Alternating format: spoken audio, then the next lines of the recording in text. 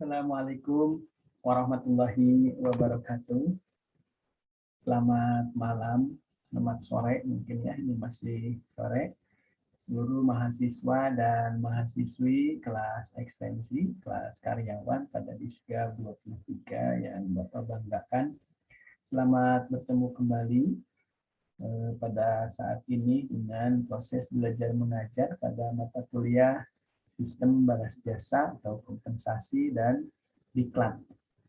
Ya, mudah-mudahan pada hari ini kita diberikan kelancaran serta keberkahan mendapatkan ilmu serta juga diberikan kemudahan dalam mempelajari dan memahami seluruh proses kegiatan belajar, utamanya dalam mata kuliah sistem balas jasa atau kompensasi dan diklat pada hari ini.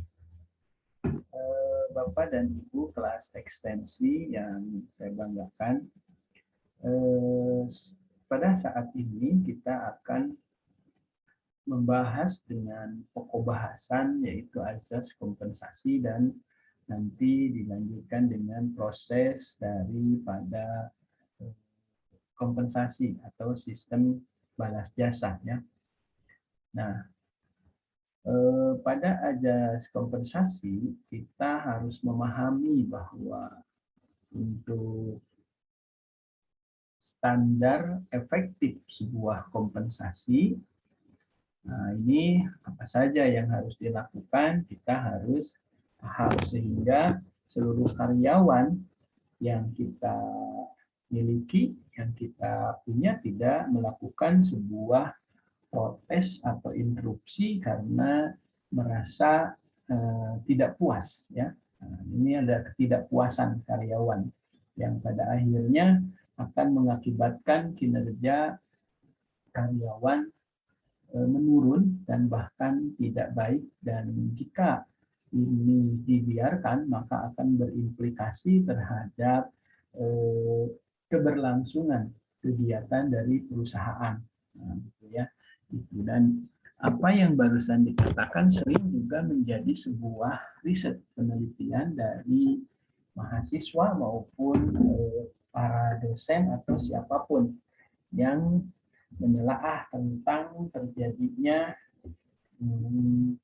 permasalahan baik empiris yang biasa dituangkan dalam riset itu di bab 1 ya Bapak Ibu, di latar belakang mengenai gambaran umum tentang karyawan, kemudian kinerja, kepuasan, kemudian apa yang terjadi pada realnya permasalahan di objek atau lokus penelitiannya nanti, kemudian kita lihat juga dari aspek landasan normatif tentang peraturan-peraturan undang-undang ya yang mengatur tentang karyawan, cara kerja, kinerja, kepuasan, kemudian juga sistem kompensasi, kemudian juga ada landasan teoritisnya yang menyatakan bahwa pentingnya tentang kompensasi terhadap kepuasan kerja dan kinerja karyawan serta implikasinya terhadap keberlangsungan hidup daripada perusahaan itu sendiri. Nah, seperti pada azas kompensasi, ini saya mengutip pendapat Cascio ya, yang mengatakan bahwa efektif tidaknya kompensasi ini atau untuk mendapatkan sebuah kompensasi yang efektif, maka seharusnya dipenuhi dulu kebutuhan standar dari kompensasi itu ya. Kebutuhan standar itu kan mampu memenuhi kebutuhan yang minimum ya, yang standar. Salah satunya adalah kebutuhan di wilayah tersebut atau di domisili tersebut untuk makan, minum, pendidikan, kesehatan, dan lain sebagainya yang standar. Nah, sebetulnya di kita, di Indonesia, untuk memenuhi kebutuhan standar itu kajiannya bisa dilakukan tidak oleh perusahaan kita. Jadi sudah dibantu oleh Serikat Buruh, kemudian pemerintah yang menentukan kebutuhan standar atau kebutuhan dasar dari karyawan di tempat domisili perusahaan tadi dengan adanya penentuan UMR, UMK, upah minimum regional dan upah minimum kota dan kabupaten, sehingga UMR itu diyakini merupakan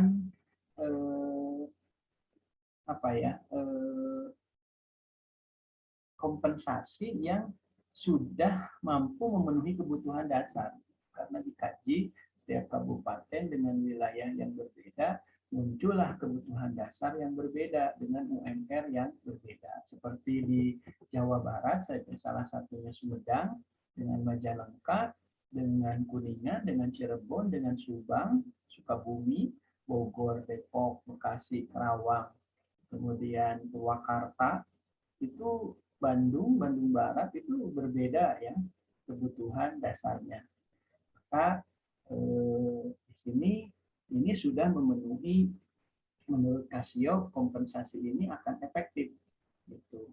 Ya walaupun sebetulnya kalau bicara keinginan itu setiap manusia termasuk salah satunya karyawan kita dalam bermasyarakat selalu saja banyak keinginan dan cita-cita yang memang menurut mereka tetap saja menjadi belum memenuhi kebutuhan standar.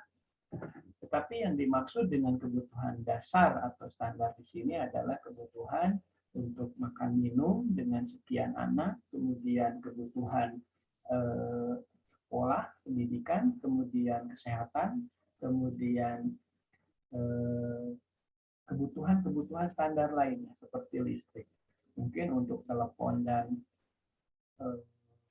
wisata dan gitu mungkin ada tapi kecil, dan itu sudah memenuhi kebutuhan standar ya, kebutuhan dasar.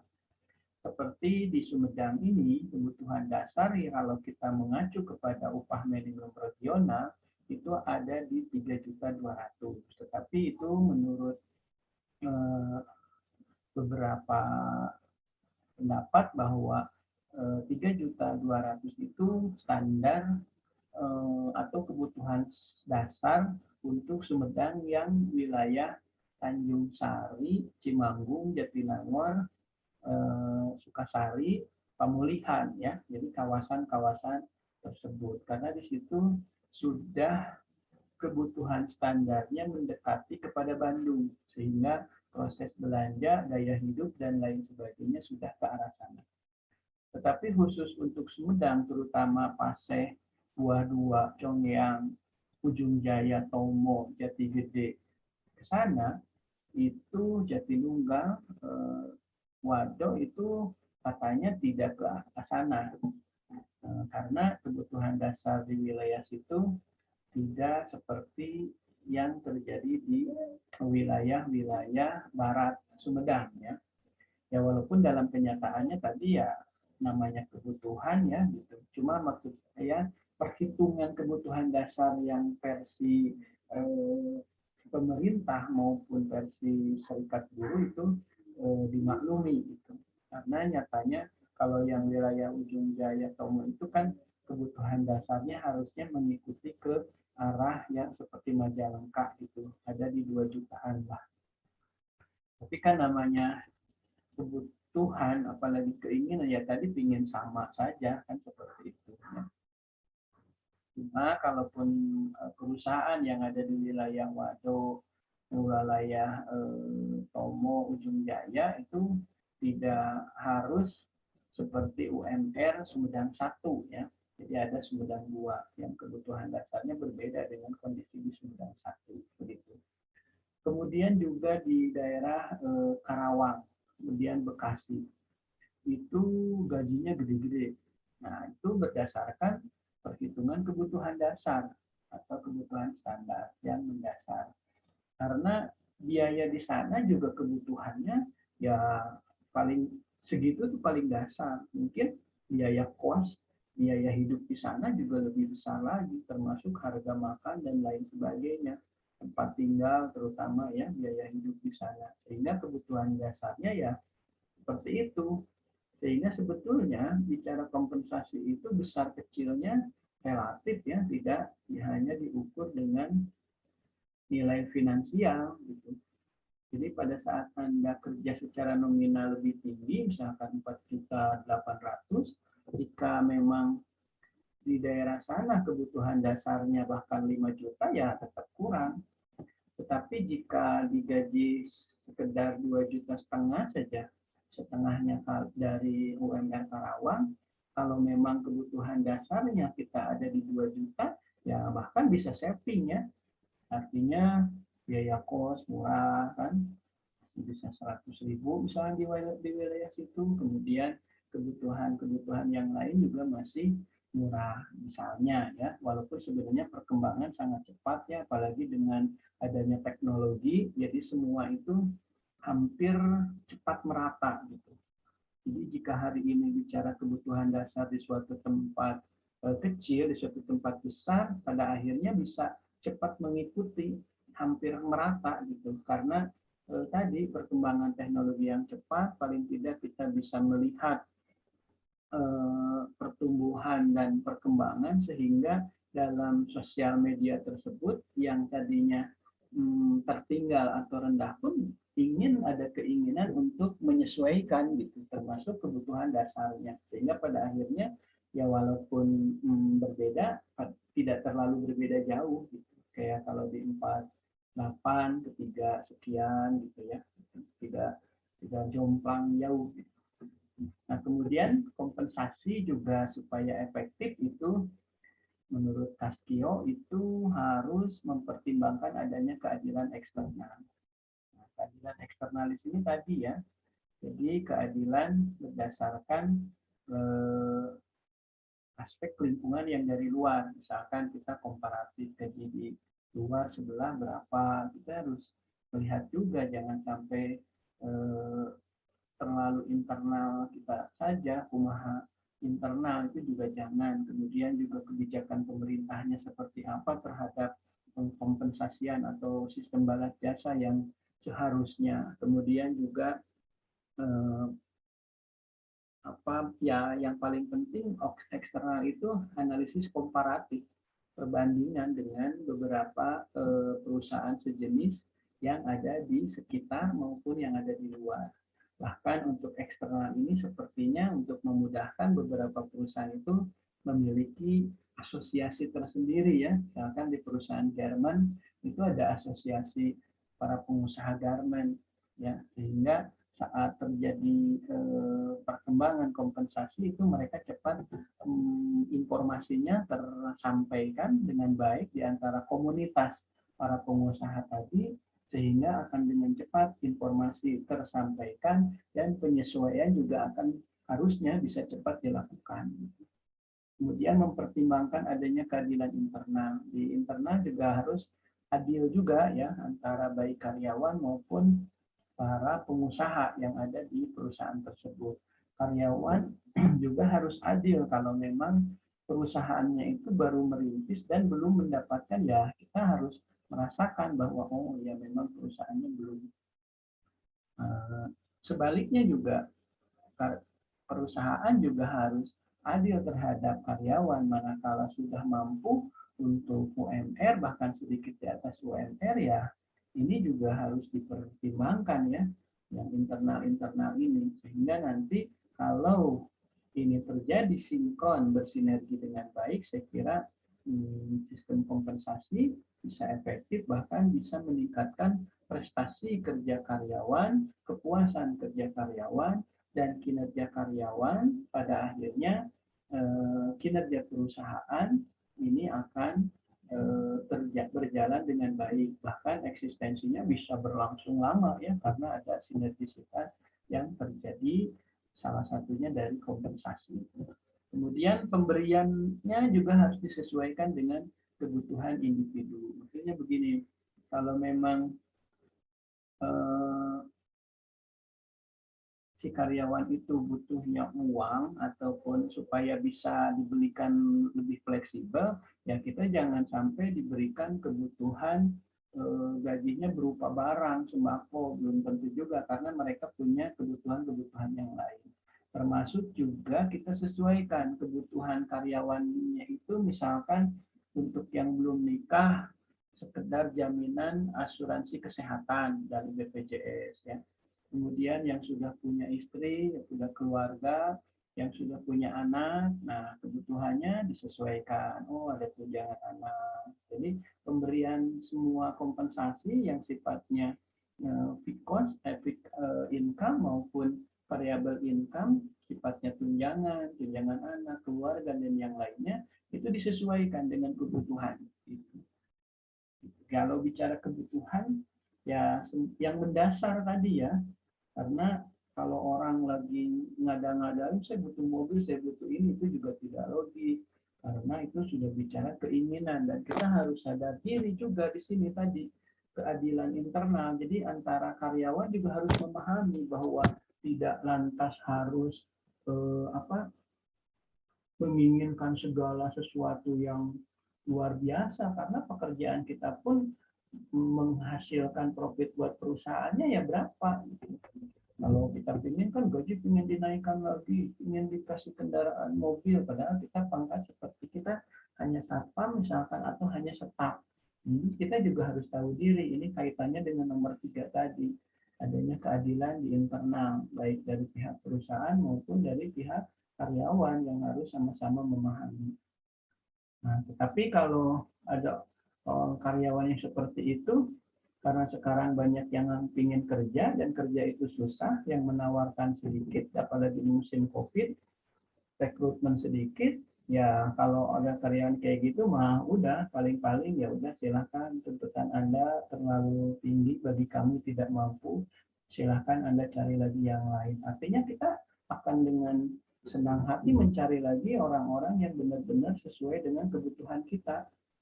Ya, yang banyak menuntut tanpa logis dan ilmiah tadi ya sudah kan silakan disuruh gabung dengan yang mereka cari saja. Saya kira perusahaan juga yang lain juga keberatan dengan tuntutan-tuntutan karyawan yang tidak logis. Gitu. Tapi kalau yang dituntutnya masih masuk kebutuhan dasar, nah, saya kira ini menjadi pertimbangan yang harus dipertimbangkan dan direalisasikan oleh pihak manajemen perusahaan. Tapi kalau sudah di atas kebutuhan ya siapa yang ingin, kata si pemiliknya, saya juga di sini usaha untuk mendapatkan keuntungan karena kami pun punya keluarga. Kalau selalu memenuhi kebutuhan yang nggak logis dan wajar dari karyawan, yang ngapain, mendingan saya nggak buka usaha aja, bisa seperti itu.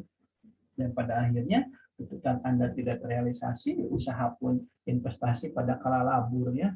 Nah, itu tidak baik itu. Makanya di sini perlu peran pemerintah yang mengatur tentang upah minimum regional kepada masyarakat, kepada karyawannya, membantu, tetapi juga tidak menyudutkan para pengusaha yang ada di wilayah kabupaten, kota, provinsi, atau negara kita ini gitu. Karena kalau salah-salah tuntutnya terlalu berat, maka investor akan pada lari ya. Pada akhirnya dia mencari negara lain yang kondusif, termasuk yang kebutuhan karyawannya itu rendah supaya biaya produksinya rendah. Salah satunya banyak perusahaan yang sekarang sudah angkat kaki dari Indonesia dan buka di Vietnam, di Kamboja gitu. Nah, pemasarannya ke kita. Nah, kita kan jadi rugi sendiri.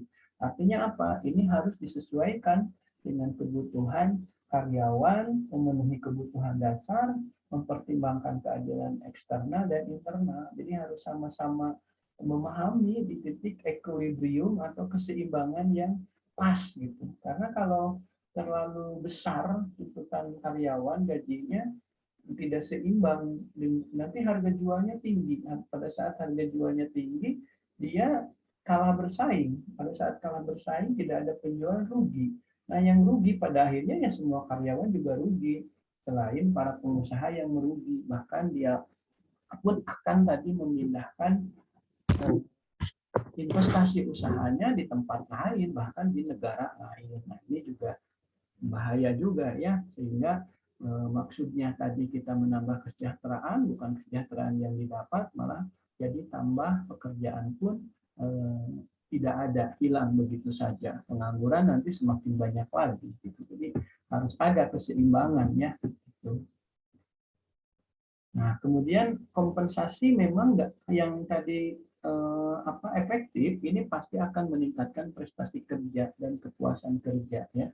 Dan pada akhirnya kinerja karyawan jadi bagus dan pada akhirnya juga berimplikasi pada kinerja perusahaan yang bagus.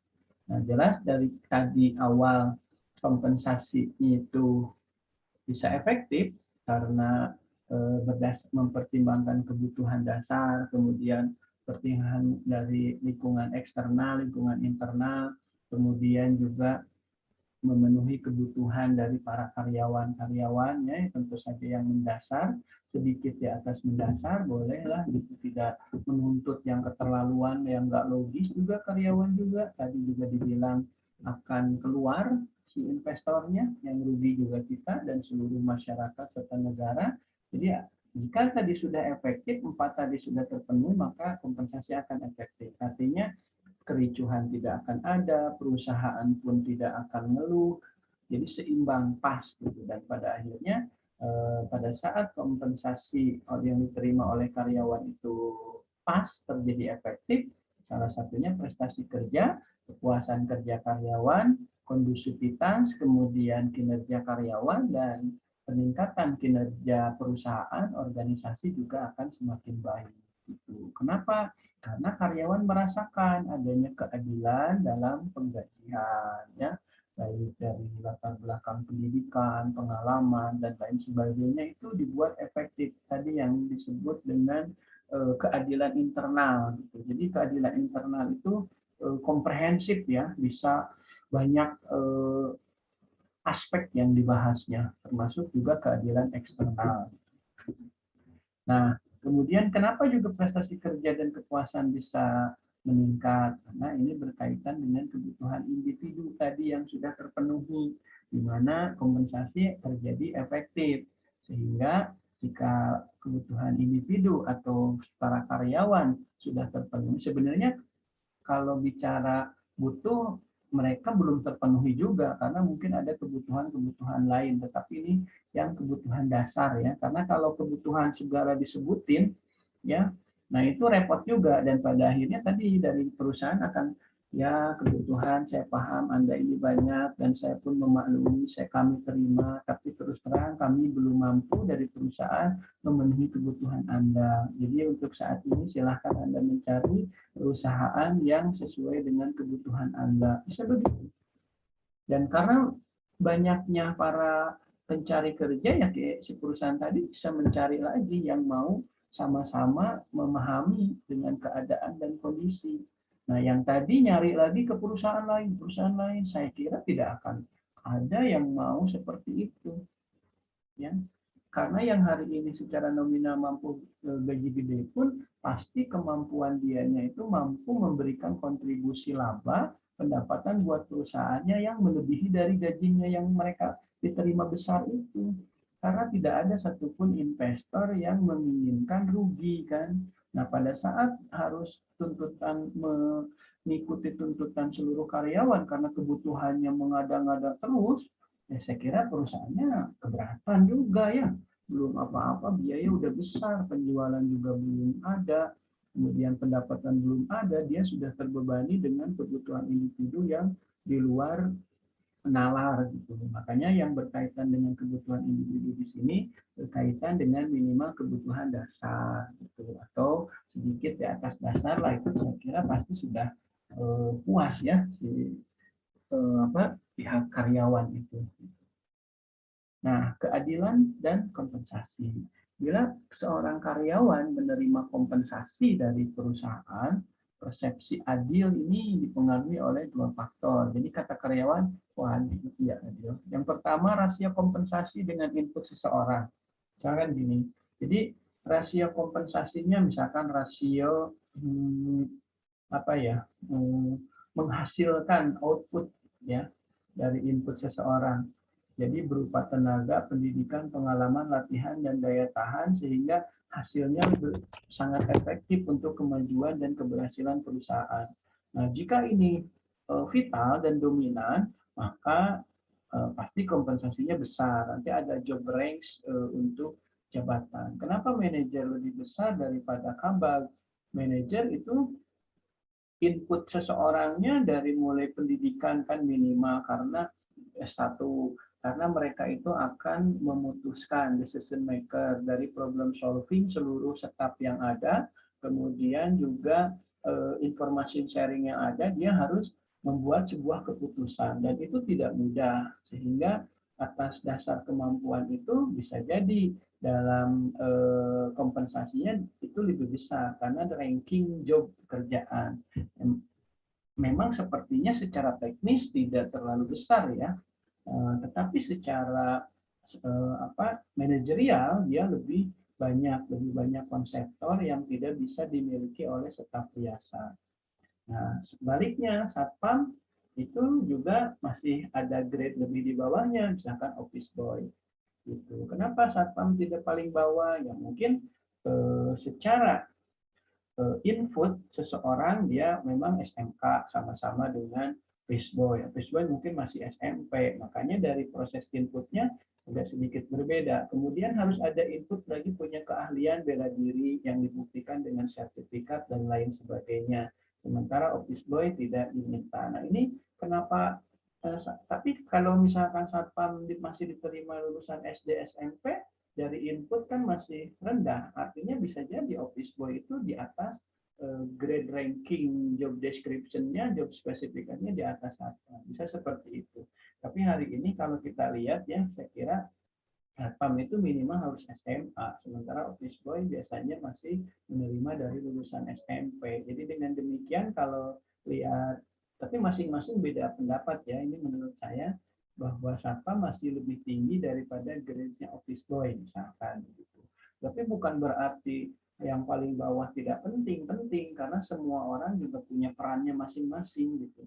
Dan manajer juga tidak akan memiliki konsep yang bagus walaupun pintar kalau tidak didukung oleh office boy, air dan lain sebagainya saat rapat, saat masuk ruangan. Begitupun dengan satpam, satpam bisa jaga 24 jam, misalkan tidak melek karena mungkin disupport makanan, kopi, dan lain sebagainya. Dan salah satu peran yang mensuplai pembuatan kopi dari office boy. Jadi walaupun di grade-nya paling rendah bukan berarti tidak penting, ya sama-sama pentingnya gitu. Cuma masing-masing punya capacity ranking yang dan bobot yang berbeda-beda gitu.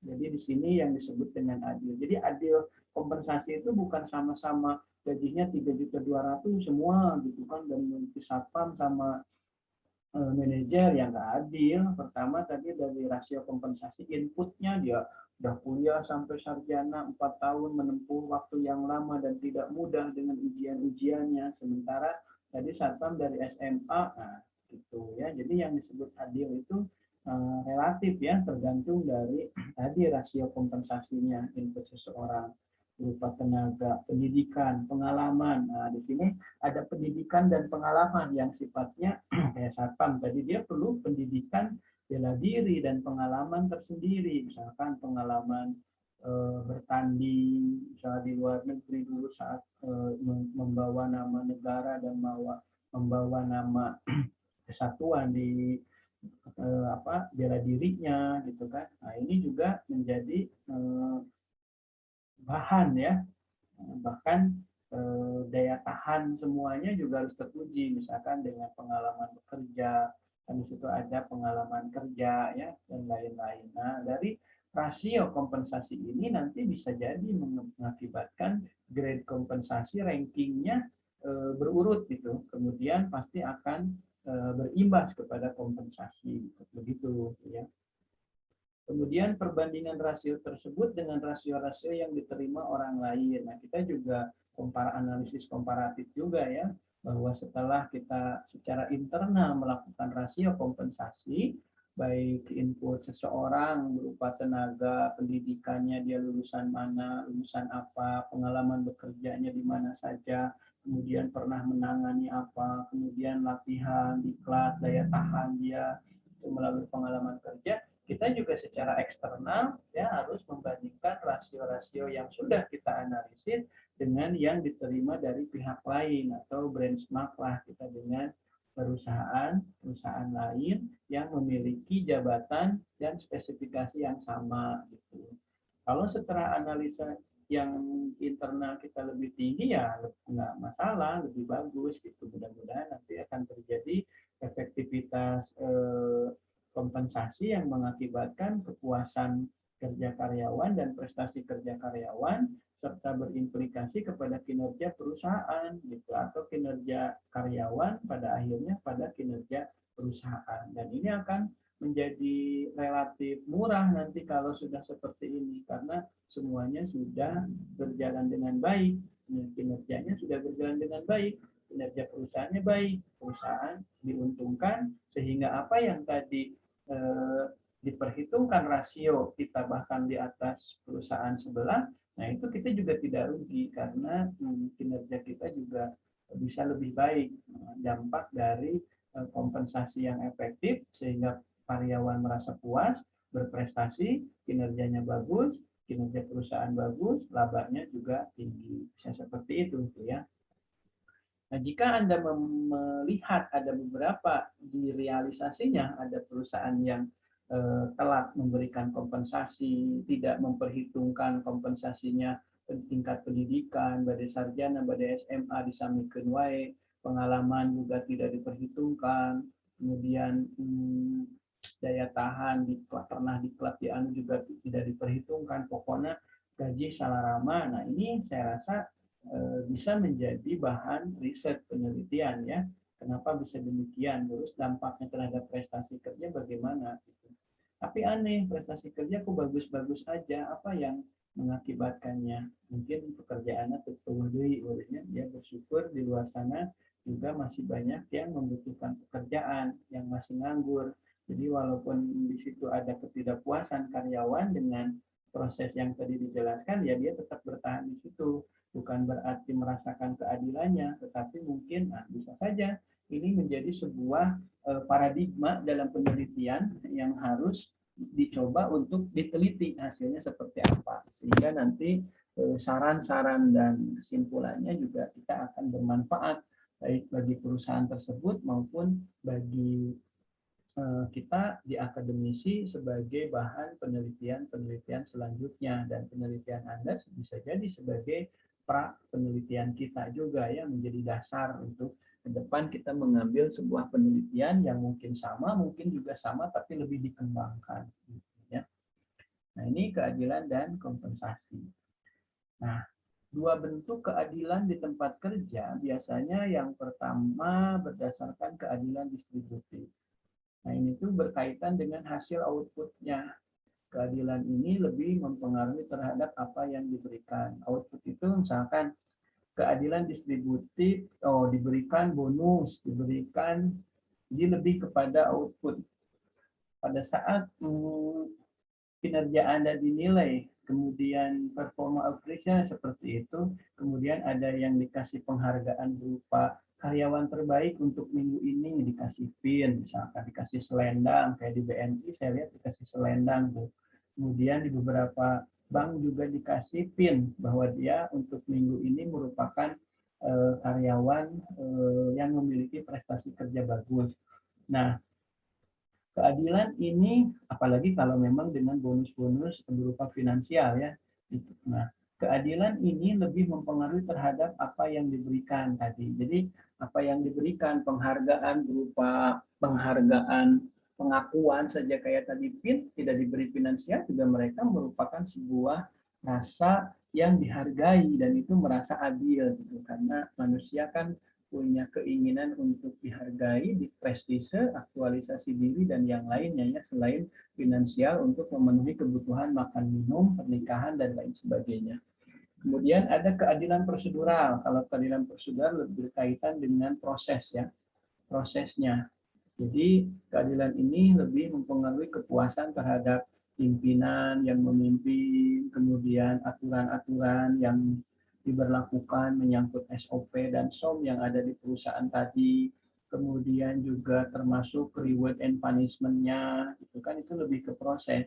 Jadi apa yang siapapun yang memiliki kinerja bagus dan baik, maka ini hasilnya itu diatur dalam prosedur, itu lebih kepada proses, termasuk juga dievaluasi hasil kerja karyawan itu, sehingga bagi mereka yang rajin tidak merasa dirugikan karena ternyata setiap waktu itu ada yang namanya performa appraisal atau penilaian kinerja, dievaluasi, bahkan nanti akan berdampak terhadap finansial. Nah ini sehingga nanti menurut yang rajin itu ya adil kalau begitu gitu, karena saya lebih kepada proses, pimpinannya pun, nah seperti itulah gitu ya. Kalau yang distributif terhadap apa yang kita terima, walaupun kalau kita berprestasi, oh uang dapat bonus, kemudian tapi ada juga yang secara bonus finansial mungkin perusahaannya belum mampu, tapi dia menghargai kompensasi ini dalam bentuk penghargaan-penghargaan. Misalkan diberikan sertifikat bahwa hari ini, bulan ini merupakan kita karyawan terbaik dengan prestasi terbaik. Gitu kan. Ini juga merupakan keadilan distributif yang dibedakan. Nah, syukur-syukur kita menyisihkan dari perusahaan itu untuk memberikan sebuah finansial langsung ya, bisa bentuk uang, bisa barang misalkan. Jadi dia diberikan kulkas misalkan, berikan mesin cuci misalkan, beda-beda ya setiap bulannya itu, sehingga mereka akan ada keinginan untuk sebuah prestasi ya, karena ternyata ada keadilan distributif gitu. Kemudian keadilan distributif tadi juga bisa berhasil manakala keadilan proseduralnya berjalan dengan baik gitu. Pemimpin, kemudian dari sisi proses itu ada prosedural, SOP dan SOM yang mengatur dengan detail sehingga siapapun karyawan, pegawai yang ada di situ sudah berjalan dengan sistem aja gitu. Jadi bahkan mau ada pimpinan mau tidak ya dia berjalan dengan baik saja karena prosedurnya itu merasa memiliki keadilan prosedural gitu. Dan ini tidak mudah membangun berbagai prosedur prosedural yang menuju ke arah keadilan prosedural. Ada saja selalu celah dan kekurangannya. Tapi tidak apa-apa, nanti diperbaiki dan kita perbaharui revisi untuk arah yang lebih adil secara prosedural. Nah, jika keadilan prosedural ini sudah berjalan dengan baik dari pimpinan, SOP, SOM, budaya organisasi, komitmen organisasi, dan lain sebagainya, maka akan menghasilkan sebuah keadilan distributif. Ya, ya nanti kan apa yang diinikan, apa rewardnya atau punishmentnya, gitu. Termasuk yang tidak secara prosedural sudah diatur, tetapi dia tidak memenuhi standar. Nah, makanya keadilan distributifnya harus ada juga, jangan yang berprestasi saja, yang tidak berprestasi bisa jadi di punishment ya, bisa bentuknya dikurangi gaji ataupun diberikan jabatan yang menurun, didemosi atau dirotasi juga jabatan tidak menurun, masih setingkat dengan yang semula, tetapi ditempatin di posisi-posisi yang agak berat, misalkan untuk bukan di punishment, dihukum untuk membetulkan yang berat-berat, bukan, tapi paling tidak mudah-mudahan disimpan yang berat, dia bisa belajar, bisa introspeksi dan lain sebagainya ya. Nah, itu dua bentuk keadilan di tempat kerja ya. Ada keadilan distributif, ini bicara dengan hasil output apa yang diberikan perusahaan untuk kompensasi kepada karyawan baik yang berprestasi maupun yang melanggar ataupun tidak melanggar tapi juga tidak terlalu berprestasi. Kemudian keadilan prosedural lebih kepada proses. Nah, saya kira prosedural pun ini ada banyak perusahaan yang belum adil, belum mengatur dengan detail, bahkan ada pimpinan merasa tidak memahami anggaran dasar, anggaran rumah tangga, SOP SOM, sehingga dia seenaknya, ya di situ juga tidak adil. Kalau tidak adil prosedur, saya yakin kepada keadilan distributifnya pun akan merasa kaku ya, dan kurang baik nantinya. Nah, ini proses penentuan kompensasi. Nah, proses penentuan kompensasi itu bagaimana? Nah, ada 5 langkah membuat taraf pembayaran penentuan kompensasi.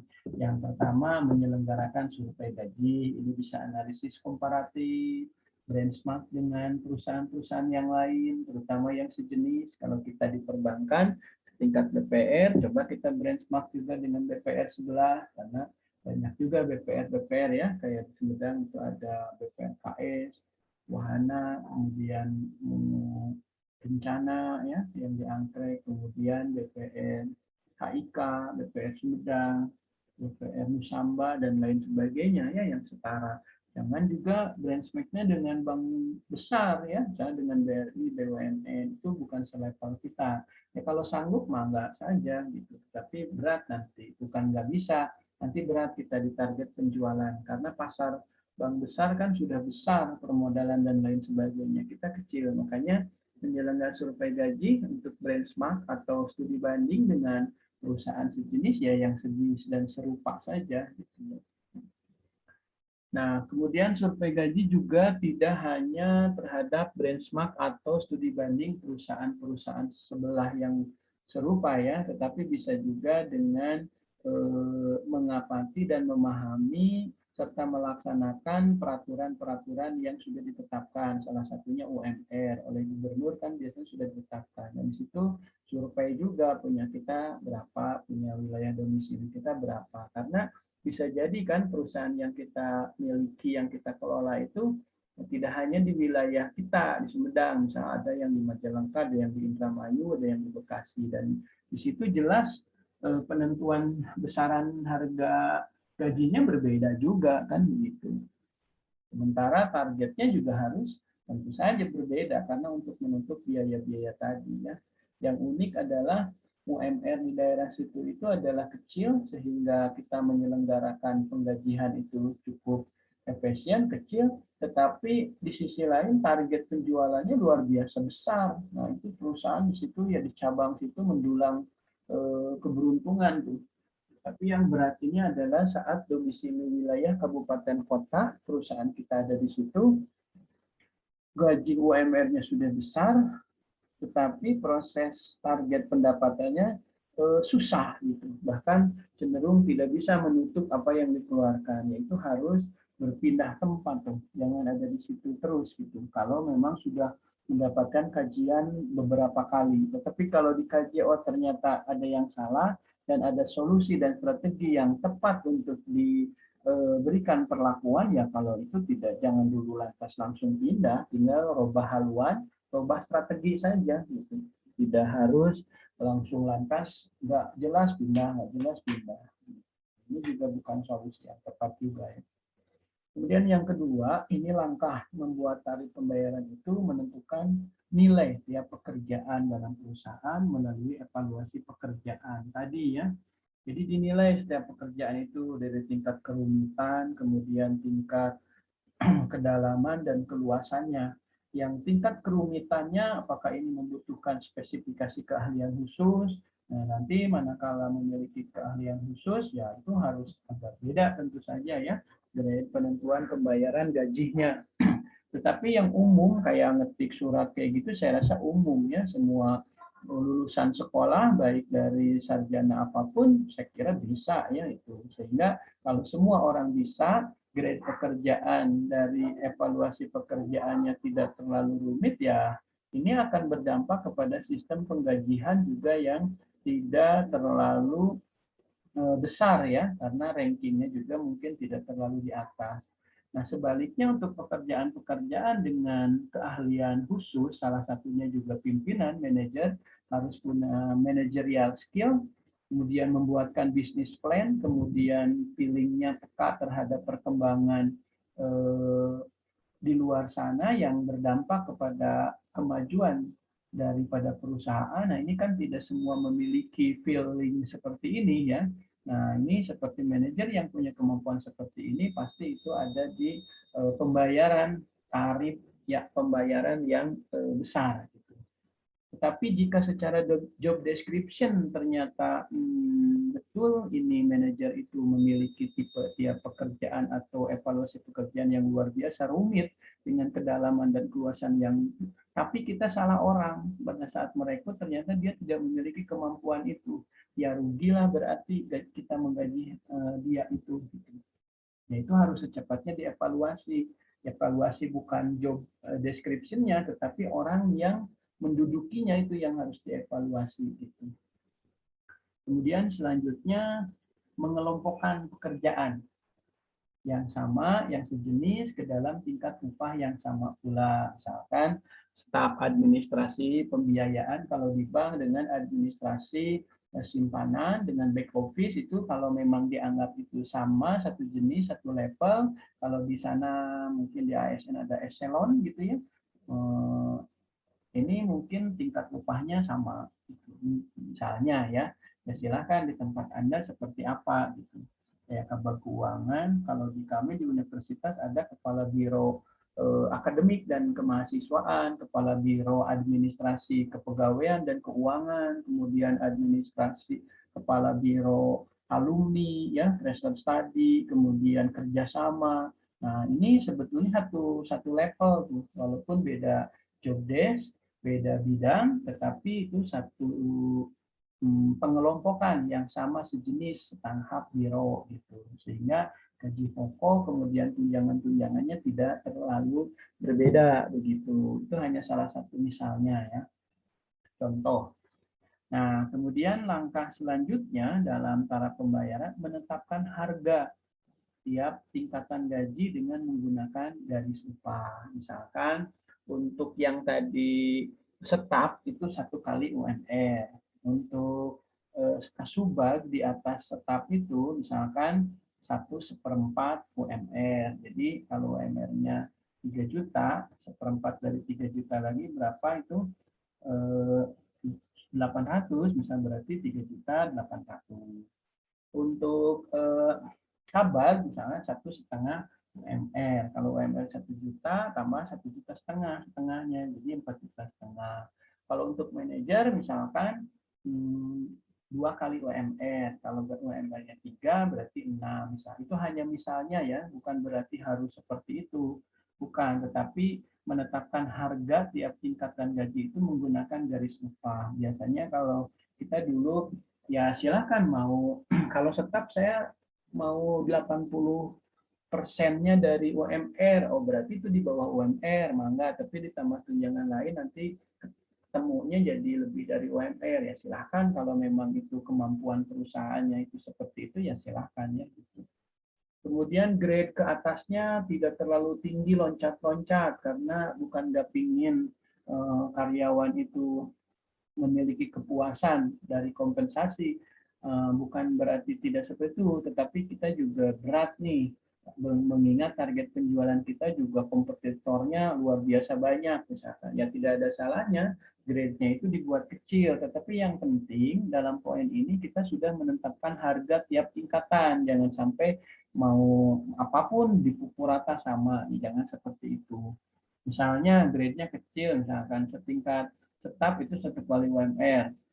Kasubag di atasnya 1 atau 110%. Jadi artinya 10% di atas UMR. Jadi kalau UMR 3 juta, 3.300.000 misalkan. Kalau tadi kan loncatnya terlalu jauh-jauh sehingga kenanya ke manajer itu juga menjadi 2 kali UMR. Sebenarnya senang ya, cuma mungkin beban perusahaan menjadi besar sehingga target penjualnya harus selalu besar. Sementara di luar sana kita juga bukan pesimis, tetapi perusahaan kompetitor yang sejenis yang ada saja sudah merepotkan kita dalam persaingan pemasaran, apalagi muncul perusahaan-perusahaan baru yang secara manajemen maupun permodalan lebih bagus. Nah, untuk mengantisipasi itu ya sah-sah saja di anggaran dasar, anggaran rumah tangga diatur dalam pasal kompensasi terhadap SDM karyawan ya diatur seperti itu saja.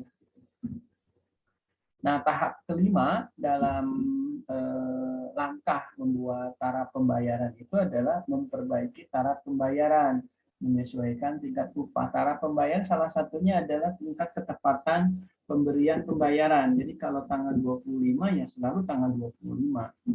Tidak berubah-berubah gitu. Kita menentukan 25, kadang-kadang lewat bulan tanggal 1 masih belum juga. Nah, ini juga tidak baik ya. Memperbaiki taraf pembayaran selain jumlahnya, ya tadi dari sisi waktu pembayaran selalu tepat waktu. Kemudian sudah menyesuaikan juga dengan peraturan perundang-undangan yang berlaku, baik dari nilainya yang minimal UMR atau juga sistemnya. Misalkan dengan kita memiliki ribuan karyawan, misalkan seperti garmen itu ribuan, kan sudah tidak mungkin lagi dalam pembayaran itu langsung kepada bagian penggajian, itu pasti antriannya panjang. Nah, misalkan sekarang diperbaiki cara pembayarannya itu melalui sistem, salah satunya payroll. Jadi tanggal 25 itu gaji sudah masuk ke ke rekeningnya masing-masing dengan catatan analisis kinerjanya yang sudah memenuhi standar minimal. Kalau yang kurang, jarang hadir, kemudian lain sebagainya, itu mungkin keterima ke ke viralnya, nanti sudah ada keterangan-keterangan pemotongan hasil punishment gitu. Jadi tetap saja walaupun sudah dengan sistem evaluasi pekerjaan, analisis kinerjanya itu tetap terjadi ya gitu, sehingga nanti pihak kompensasi atau penggajian yang juru bayar itu akan melihat kepada hasil evaluasi pekerjaan, performa official dan kinerja karyawan itu. Karena kalau tetap sama saja ke payroll nanti akan mengakibatkan tadi yang disebut ketidakadilan dalam kompensasi. Yang rajin merasa kecewa sehingga pada akhirnya merasa kompensasi tidak efektif sehingga dia akan mengendorkan prestasi kerja mengikuti yang lain. Nah, seperti itu. Jadi sebenarnya dari langkah-langkah ini walaupun 5, dalam implementasi realnya, prakteknya ini mendalam dan mengkomprehensif. Gitu. Tadi kayak survei gaji, ya, benchmark keluar, menentukan tiap pekerjaan dalam perusahaan melalui pekerjaan saja itu rumitnya bukan main, terutama apalagi di tim ini biasanya didiskusikan manajer dulu paling atas, kata ini enggak, ini dulu pengendali mutu, kata ini UPT ini, nah gitu. Karena saya merasa yang paling dalam. Nah, ini butuh kajian-kajian tersendiri dari tim. Dan tim menetapkan seperti ini juga berdasarkan salah satunya studi banding juga benchmark ya.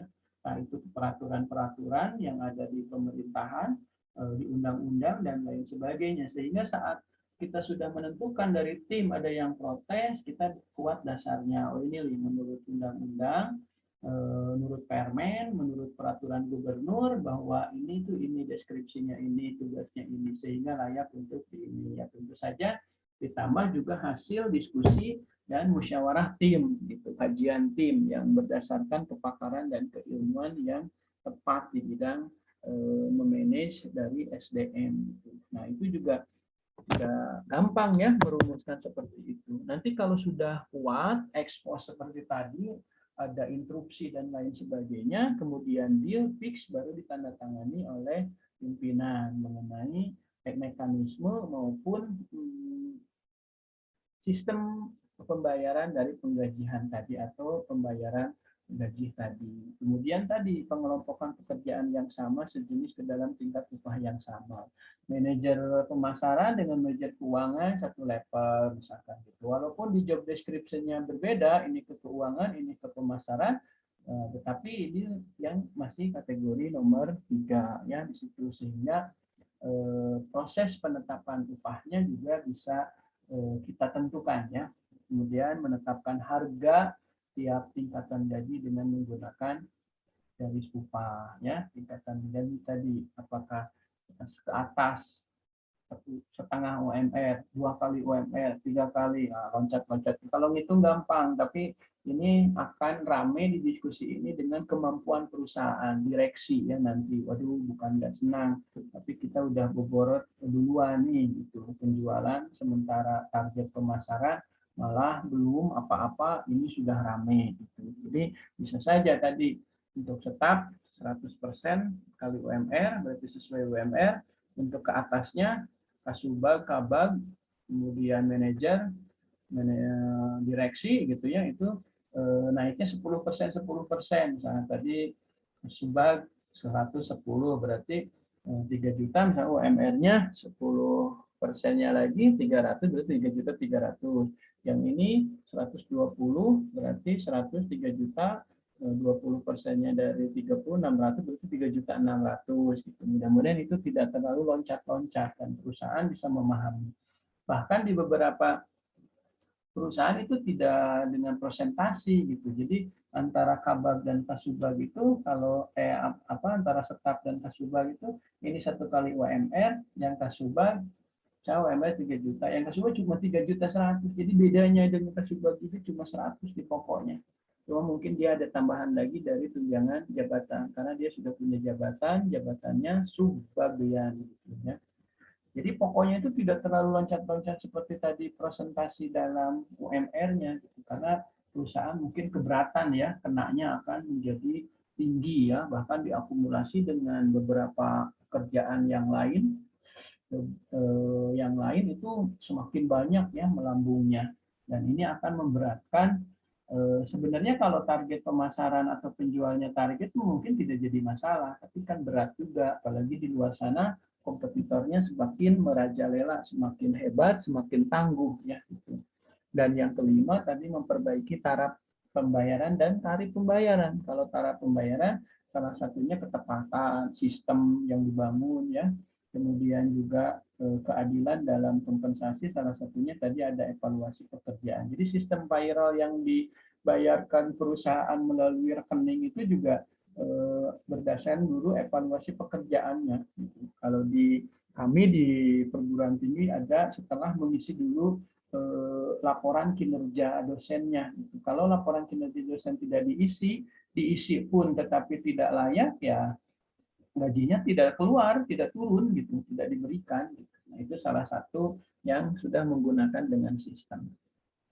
Baik Bapak Ibu, untuk selanjutnya saya kira ini nanti kita akan bahas minggu depan ya, dan hari ini kita di adjust kompensasi, kemudian proses pembayaran kompensasi sudah kita pahami, dan silakan Bapak Ibu kalau mau setelah dipahami mau mengimplementasikan ada tugasnya, ini silahkan harus membuatkan makalah tentang langkah membuat taraf pembayaran di tempat kerja Anda gitu.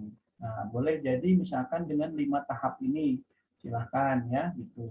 Jadi di pendahuluan dan lainnya silahkan dibuatkan. Jadi makalah tentang proses taraf pembayaran kompensasi. Ya sebutin aja kalau tempat Anda ada di dinas Kominfo ya mangga, dengan Kominfo survei, wawancara dengan teman-teman yang lain, misalkan di bagian penggajian gitu ya, seperti apa gitu. Atau kalau PNS itu mengacu kepada undang-undang dan peraturan tergantung pangkat dan golongan, ya silakan, cuma dideskripsikan dalam makalah itu gitu ya. Gitu.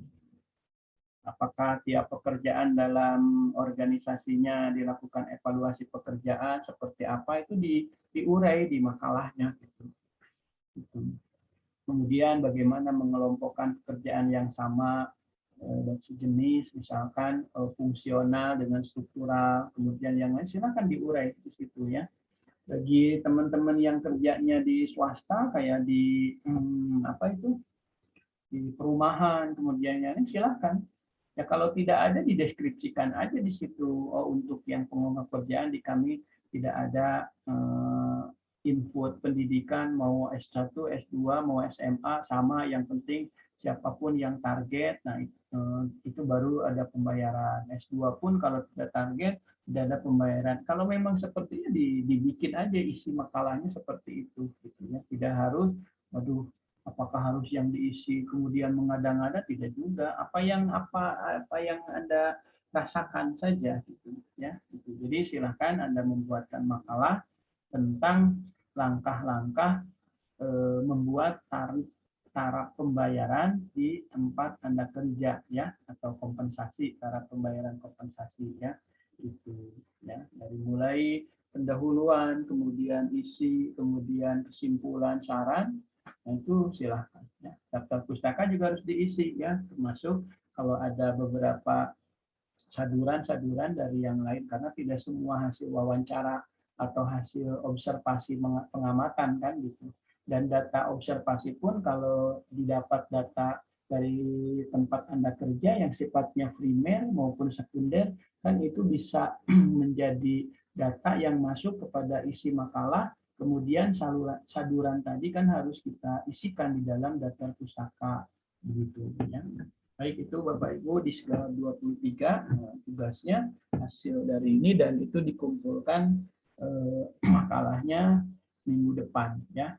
Bisa dikirim kalau sudah melalui WA dosen Japri atau juga melalui email ya. Gitu. Kalau WA Japri silakan, bentuknya Word, PDF mangga, Word mangga ya. Yang jelas itu silakan. Sistematikanya ada cover ya tentang langkah-langkah membuat cara pembayaran atau kompensasi di tempat kerja Anda ya, sebutin. Nah, kemudian nama mahasiswa atau diajukan untuk memenuhi tugas mata kuliah sistem balas jasa dan diklat. Kemudian disusun oleh Kang Erwin, misalkan Teh Nenden, Bu Eva, misalnya ya. Kemudian logo Unsap. Kemudian di situ ada Fakultas Ekonomi Bisnis atau Prodi Manajemen, Fakultas Ekonomi Bisnis, Universitas 11 April, karena sekarang udah Universitas 11 April, dan saya rasa pasti di skep 23 nanti lulus dengan ijazah universitas, bukan lagi sekolah tinggi ilmu ekonomi. Nah, kemudian masuk halaman 2 itu harus diisi dengan kata pengantar, kemudian daftar isi, kemudian bab 1 pendahuluan, bab 2 misalkan pembahasan, bab 3 kesimpulan dan saran, misalkan hanya 3 bab saja. Kemudian kan pembahasan kita banyak mengutip ya, apa itu kompensasi dan lainnya. Makanya nanti akan muncul di daftar pustaka. Kemudian selanjutnya daftar pustaka, selanjutnya kalau ada lampiran-lampiran.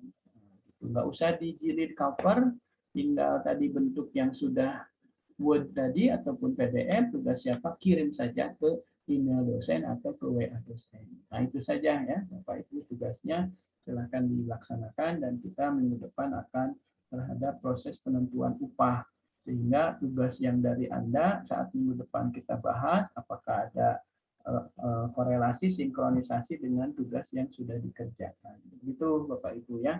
Baik, untuk hari ini saya kira cukup. Mohon maaf apabila ada kesalahan, kekurangan, dan kehilapan. Kalau ada salah, itu jelas karena kebodohan dan kehilapan saya sebagai manusia biasa, dan kalaupun ada benar itu jelas dari Allah Subhanahu wa taala. Sekian, terima kasih. Billahi taufiq wal hidayah. Assalamualaikum warahmatullahi wabarakatuh.